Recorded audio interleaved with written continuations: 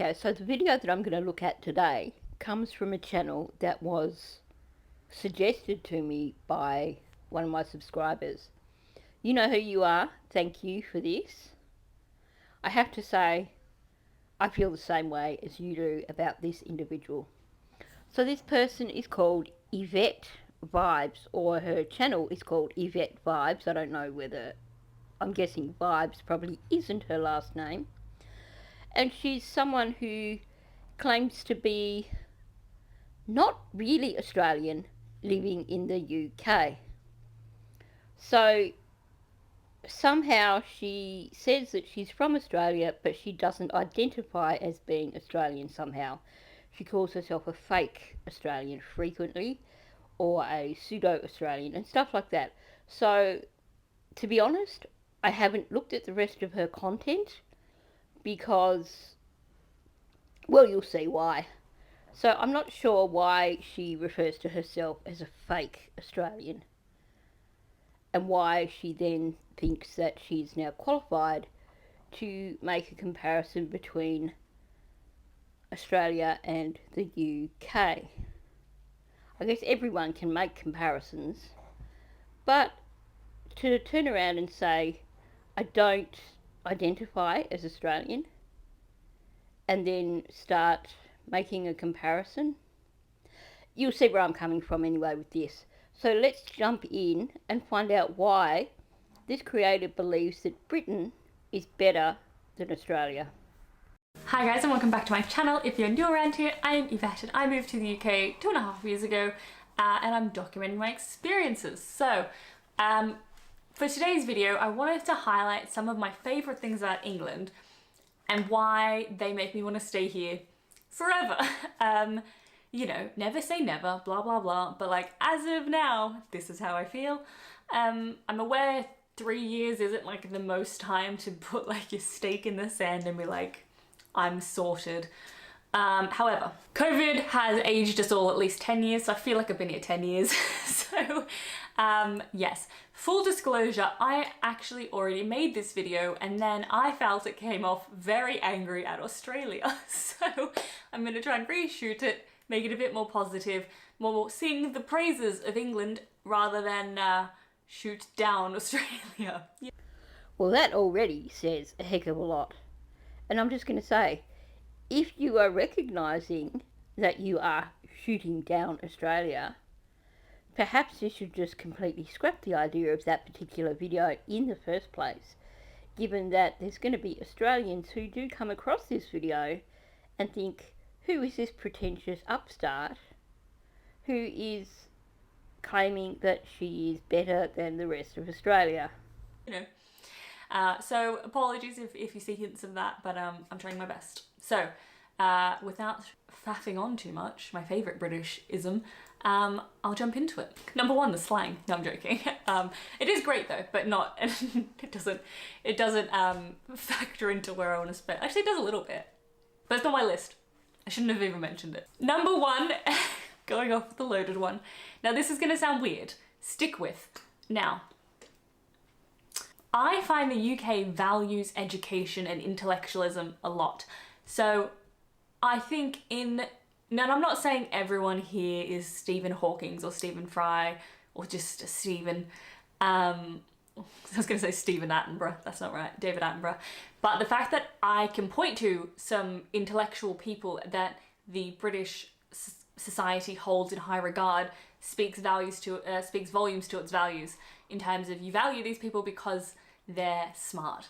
And I love that. And I think, I don't know, I haven't lived in America, I just know from TV and movies, and I lived in Australia, or Osmerica as I call it. Osmerica. Sorry, but I find this woman to be really obnoxious and really rude.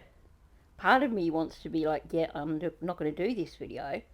But the other side of me that can't stand when people put negative stuff about Australia online wants to keep going and talk about the things that she's just about to say. Sometimes, keep it positive, sometimes you can be looked down on for like liking clever things like a documentary or reading. They're not seen as like, you'll be ostracized a little bit. like it's not a thing that society values. It'll be more like, oh, you think you're so smart, you think you're smarter than me, blah blah, kind of attitude. Where here, I just don't get that judgy vibe. I feel like people in general are just a lot less judgy. I know you're probably like, well, they're actually judging you, but they're being polite, and I agree. But it's not. It's I know what you're saying, and I see that as well. So I'm not ignorant to that fact. It's just so much less than what I've seen, and like in America, I just see it in the media and on film and TV and in social media of like putting down, you know, I guess in this era of misinformation, being able to highlight the people of authority that you believe in because they're intellectual and trusting their opinion is great. And I feel like the UK is ahead of most places in that. You know, there's been people in the US that, you know, don't believe in Fauci because he's not saying what he says, even though he's clearly a very smart man. And culturally in Australia, I can't really think of anyone who's famous for being smart, if that makes any sense. Everyone who's famous is basically an ex-footballer or ex-cricketer. That's basically the only famous people who are presenters, ex-sportsmen, which is, they're excellent at sport, 10 out of 10. Sure, they're lovely people. They probably didn't finish school because they were sportsmen. Okay, I was trying so hard to wait it out and let her finish making her point before I jumped in and started making comments. But first of all, if you're a sportsman, you probably didn't finish school. Oh my gosh. What a narrow-minded thing to say. I know a lot of people who have been professional sportsmen and also have university degrees or are quite successful businessmen. Being a sportsman doesn't make you some complete utter dimwit.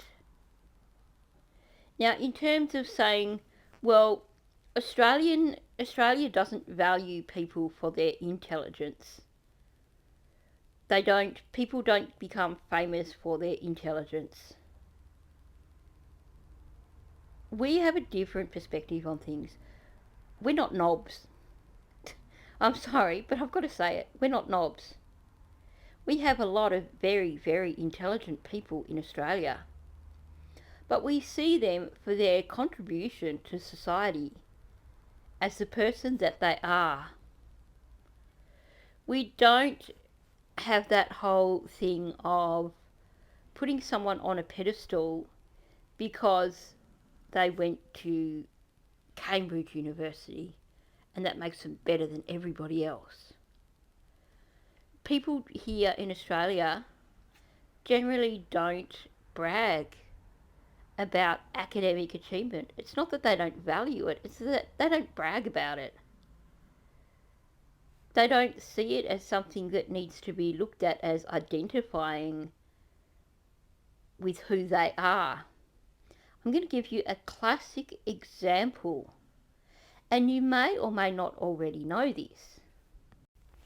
Now, you can be forgiven for not knowing this, because in Australia we value people for their contribution to our society, not for who they are in terms of what credentials they have. Rebel Wilson, in 2009 she graduated from the University of New South Wales with a double arts law degree. Why is it that so many of us don't know this? Because in Australia we don't feel the need to talk ourselves up and try and make ourselves sound pretentious and like we are overachievers. We value academic excellence, but we don't put people on a pedestal just because they have a degree or two. In my family, of myself and my two siblings, two of us have 2 university degrees. The third has, I think, 2 university degrees and a doctorate and works as a university lecturer. But that doesn't define who we are. I certainly don't hop onto my YouTube channel and introduce my videos by saying, well, this is me and look how accomplished I am, because that's not what I'm doing here. In Australia, I've not come across many people who are negative about academic success or being super intelligent. I strongly suspect that what she's talking about here, in terms of her own experiences, is someone, and we've all seen people like this, someone who talks down to other people because they believe that they are more intelligent, or because they believe that they are more educated. And then that is when the person gets other people getting their backs up, arcing up, and coming back at them for being pretentious. And I strongly suspect from the way that this woman comes across that that is what she has experienced. Now, I could go through a list of sports people with higher education. I could go through a list of intelligent Australians that we do value. But I think I've made my point. That said, feel free to name them yourself in the comments section below. And like they were good at it, so they probably left when they were 15, you know what I mean? Compare that to like, you know, the Monty Python. I know they're comedians, so my line seems to be changing, but like they all were at Cambridge, wasn't it? It's Cambridge footlights. Same with David Mitchell, Richard Ayoade, like all of the like top comedians in England and in the UK is, most of them went to Cambridge. Like that's how smart they are. Like even the funny ones, not even the smart ones. And then there's the smart intellectual people you value as well.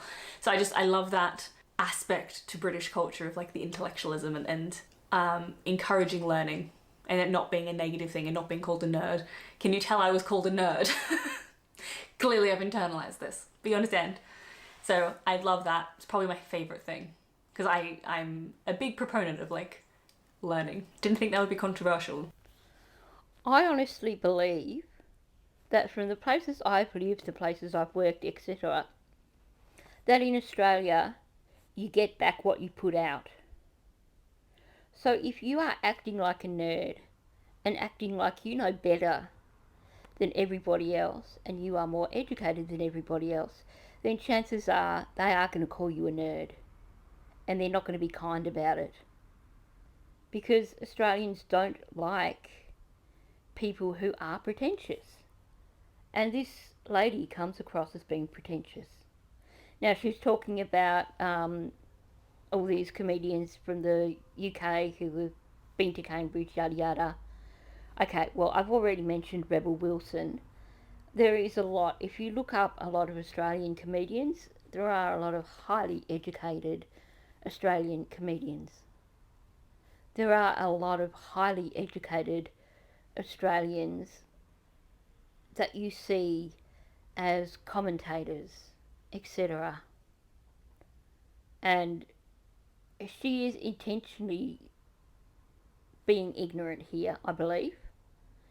I'm gathering that she's read an article talking about John Cleese and that having been to Cambridge University, and now without having done her research, she's turned around and said, well, that just shows you that the UK values education so much more than what Australia does.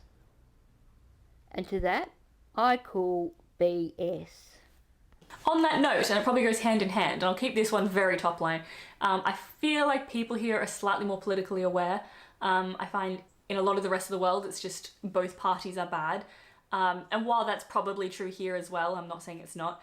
And what I'm referring to when I say politically aware, I'm referring to, like, we all know what happened with Matt Hancock. It was funny. We can all admit it was very funny. And then the internet made it a massive joke and made so many memes. I've never seen a country make so many political memes, and it's great. It just shows me the type of people that are paying attention to to politics and enough because they're younger to like make a joke out of it. You're kidding me, right? What kind of rock was this woman living under when she was in Australia? Because it's what we do in Australia. We take the piss out of people. And more than anything, we love taking the piss out of our politicians. There is no shortage of political memes in Australia. I'm thinking that she has had a slightly different experience in Australia to what most of us have had. I'm guessing she's probably got no Facebook friends for starters, because how often do you go onto Facebook and someone's reposted some political meme? And that's just for starters. So, what? This woman is doing my head in, I have to say. She just seems totally off with the fairies and totally out of touch. Obviously, there's other things, but I think everyone can really relate to the Matt Hancock thing. You know, hands, ass, face, whatever it was. Can't remember.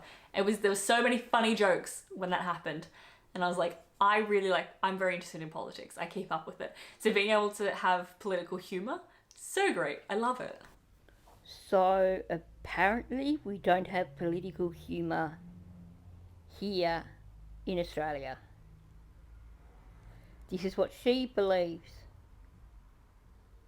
I'm sure that there's a bunch of Australian comedians who have made their careers on political humour who may in fact disagree with her. It can't be an Yvette video talking about British culture if I don't talk about the weather. I'll keep it short because I say this so many times. I just love the British weather. I love having seasons. Even this year, which it didn't have the best summer, we'll admit that. It's been pleasant, right? It's actually been okay. It's been like just nice. Very few massive heat waves. But it's just been pleasant and enjoyable and lovely. And it's end of September now, and it's still mostly pleasant and sunny and nice. Like, it's just nice. Autumn, leaves change, get colours, Halloween, pumpkins, I'm into it. Winter, you have Christmas markets, which will be my next point. And then spring is colours and flowers everywhere, and spring flower shows, and it's so beautiful. And I feel like, and I know this sounds so silly maybe, I don't know, but like weather permeates societally into like the events here as well, like almost British culture and British culture, British events, British society revolves around the seasons. So it's like Easter and spring, and then summer, it's like summer holidays, barbecue season, go to the beach, holidays abroad, and it's like October is like pumpkin patches and like festivals and God knows what. It's just, I love having seasons. Australia, for reference, like we said, we're not going to be putting it down too much, but I can't, you might feel like it rains all the time. It doesn't rain that much in the UK, and Australia is literally always on fire. There are 2 seasons, fire season, I promise you that's what they actually call it, and summer. No, wait, winter, which is basically summer. They had their hottest winter on record due to climate change last year, and it was the same as our summer here, and that was their winter. So it stresses me out, if I'm honest, and I don't want the air pollution from the fires. So British weather, I'll take the little bit of rain. I'll take it. I'm aware there's flooding. You don't have to come for the comments. I know there's floods. There's floods in Australia too. We get it all. Funny, I was watching an episode of That Johnson Family, I think they're called, or That Johnson Life, which is an expat British family who are living on the Gold Coast in Australia. And they were doing a comparison between Australia and the UK. And one of the things they mentioned was how much better the weather is in Australia. I have never heard someone try and say that the UK has better weather than Australia. And what the heck is she talking about going, Well, we have winter, which is really summer, and then we have fire season. Now, she claims to have come from Sydney, and you don't have bushfires every single year in Sydney, so I don't know what she is talking about. In terms of seasons, well, correct me if I'm wrong, but I would have thought that Sydney would still have the colours of autumn and the spring flowers, etc. I know I've heard people say that once you start getting further north into Queensland, trees are just kind of green all year round. But I know that here in Bendigo, you get every season. You get the most beautiful. We have all these old trees that were planted in the 1850s that line a lot of the streets here. And you do get the gorgeous autumn colours in those trees. And then come spring, you get all the bulbs coming up. You get so much colour, so many blossoms. And how many places in Australia have like tulip festivals come spring? I know that in Victoria and Tasmania there are a lot of festivities, to use her terms, that are based on the seasons. So, oh my gosh, it seems like she's just making this all up as she goes along. Or she's just trying to look through the UK through rose coloured glasses. It's like she is determined that she is going to shoot down Australia in every way she possibly can, regardless of whether what she is saying is actually accurate. On that note of seasons and weather, Christmas. I flippin' love Christmas. I love it so much. I don't know why. Maybe it's because it's so commercial and I just buy into everything, and I love decorations and I like shiny things, and nothing better than a twinkling fairy light or a bit of shiny tinsel, because I'm essentially a magpie bird, likes shiny things. But I just like giving presents. I prefer to give rather than get. Getting presents stresses me out, but I like to give presents. I like to decorate, I like to bake. It's just all the things I love. And I love costumes and I love a theme. Because Australia is in summer in Christmas time, you don't have the same experience. Christmas in Australia is like backyard cricket with a seafood platter, which is lovely, just not Christmas, is it? It's not Christmas. And because of that, it's just not as commercial, because nothing makes sense. So all the songs, you don't realise it until you grow up here, or until you come here, but like, you know, it's going to be a white Christmas, baby it's cold outside, silent night. None of those are real in Australia. Like, you sing them, but they don't make any sense. So once I came to the UK, and particularly I did the Scandinavian holiday, it just, all my childhood made sense again. And I felt like I was in the film. Like, you watch TV and that, and movies like The Santa Claus or Home Alone or any other Christmas movie, but it was always just like on TV, like it was just so removed from your life. And then I came to the UK and I'm like, I'm in the movie, which is so pathetic. So the point is, I'm very excited for Christmas this year, because we obviously didn't get one last year. So Christmas, real trees, how could I forget? Fireplaces? There's no fireplaces in Australia because you don't need them. A mantle to decorate? 10 out of 10. I guess it's all relative, really. But while I wouldn't mind, like, once in my life just experiencing a white Christmas, just to be like, oh yeah, that's what a white Christmas is like, the thought of being cooped up inside on Christmas Day, crowded into a little room with everybody because it's too cold to go outside, just seems ridiculous to me. Well, not ridiculous, but not my idea of a great Christmas Day. You know, the Christmases I've enjoyed the most have been the ones where the table's been set up outside undercover so that you don't get too hot, and you know, you go back and forth from inside the house to outside. You get to relax. You still have the traditional foods. You know, you still have your roast veggies and roast meats and pudding and stuff like that, but you have ice cream, you have salads, seafood cocktails, all these other things that just make it so much more relaxing. It is, there's nothing like sitting outside on a warm day for making you feel totally relaxed. It's not quite the same as sitting inside, freezing your butt off while it's dreary outside, possibly snowing outside. And yeah, I've heard people who come here from the Northern Hemisphere saying that it doesn't feel like Christmas because it's not cold. But I don't think that makes it any less Christmassy. For those of us who live in Australia, it feels like Christmas when the temperature is climbing up closer to 30 degrees or hotter, when it's really sunny, when the days are stretched out, and you know that it's going to be sunny from early morning through to late afternoon. So I have to disagree with her quite strongly on this. Maybe for people in the UK it doesn't feel like Christmas, but I know for me, when the days start stretching out and you start getting the warmer weather, it does feel like Christmas is on the way. And what could be better than Christmas afternoon when you have no commitments, you don't have to worry about work or school or whatever. And the next day is Boxing Day, so that's a public holiday as well.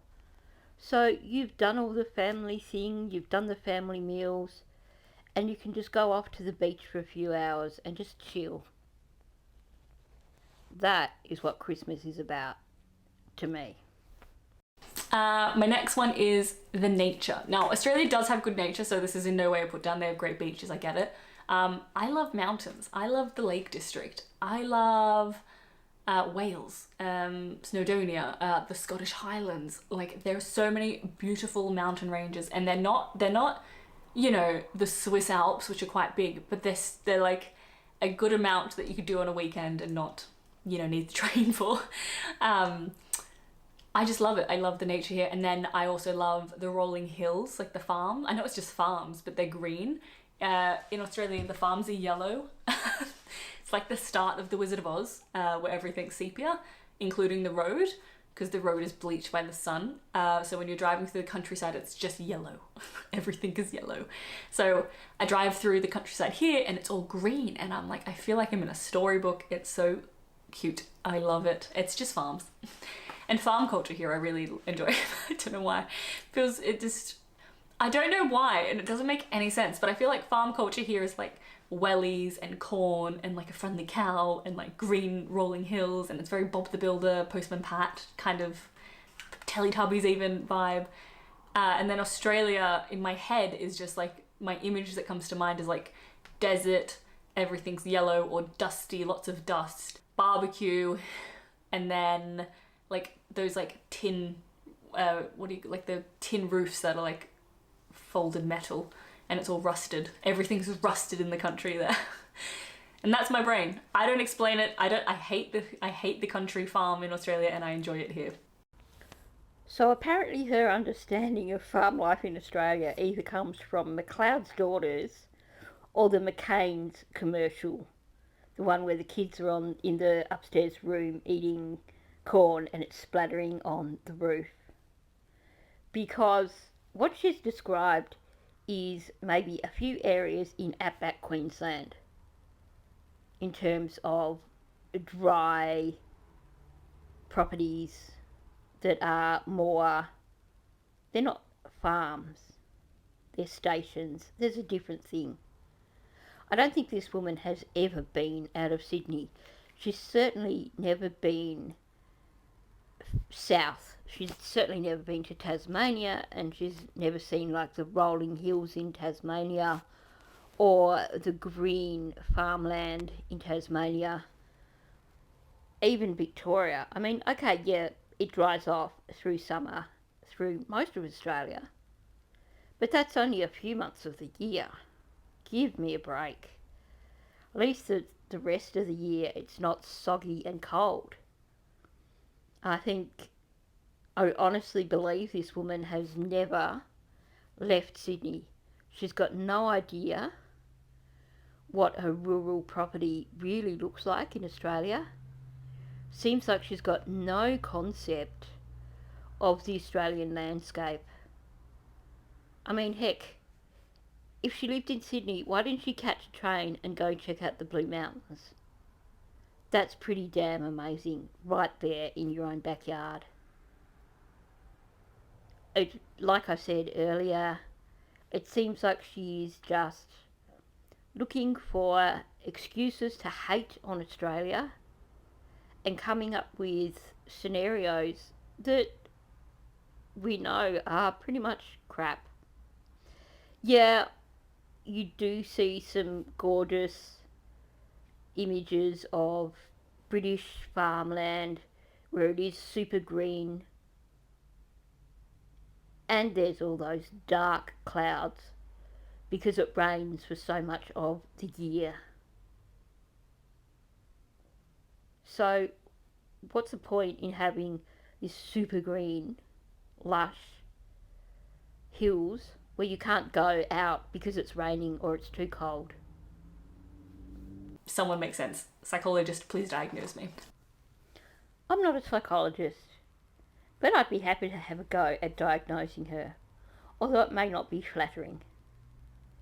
Now, there is still plenty more of this video, but it's already half an hour in because, well, I've kind of gotten a little bit stressed out and a little bit aggravated by the things she said, so I've had plenty to say back. So, leave your comments below. Let me know if I'm being a bit too harsh on this woman, or if perhaps I'm being kinder than you would be. I don't know. To be honest, right now my brain has turned off just from me listening to the sort of hogwash that she's been spouting. And I think even my ability to give a rational argument has just gone completely out of the window because of my frustration with what she's been saying. Now, if it's not too painful for people, I will put out the second half of this tomorrow, where she continues on in a similar vein. So let me know in the comments section if you are interested in seeing the second half of this video, or if this has just made your blood boil too much and you feel like you can't take any more of this woman. Also leave a comment about that down below. Now, please feel free to help me out here, because I know that when I become this frustrated with someone, my ability to give really good rational arguments becomes diminished. So I know that there's a lot that I could have said here that I didn't, and probably when I watch it back over, because I do like to review my content and make sure that I'm at least on the right track, and I have no doubt that when I watch it back over, I'm going to go, oh, I should have said this. So by all means, jump in and leave comments below with regards to any of the things that I've mentioned here on this video. So thanks for listening. Hit the like button. If you're new, please subscribe. And yes, definitely please leave a comment below. Let me know your thoughts on this video.